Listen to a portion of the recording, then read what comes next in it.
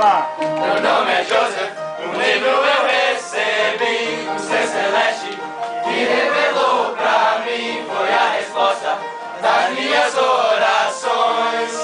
Orações.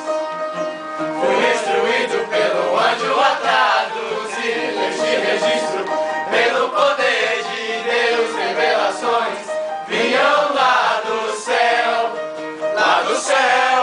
ao ler e ponderar e depois orar, sentir a mente variar.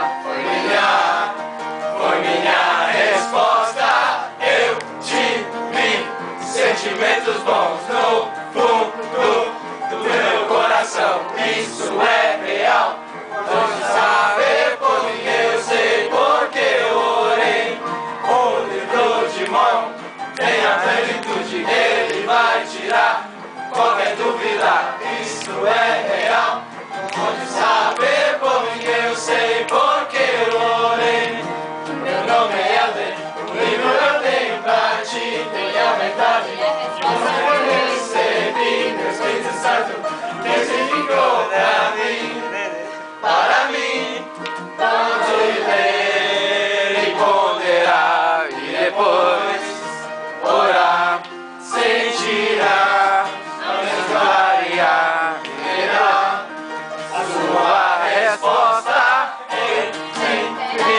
Sentimentos bons no fundo do meu coração. Isso é real. Pode saber por si mesmo porque tu orou. O livro de mão tem a plenitude, ele vai tirar qualquer dúvida. Isso é real. Pode saber por si mesmo porque tu orou. Você poderá receber uma resposta se você orar com fé.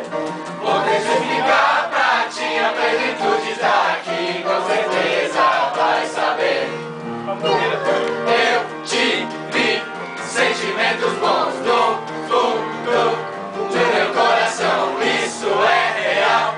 Pode saber por mim, eu sei porque eu orei.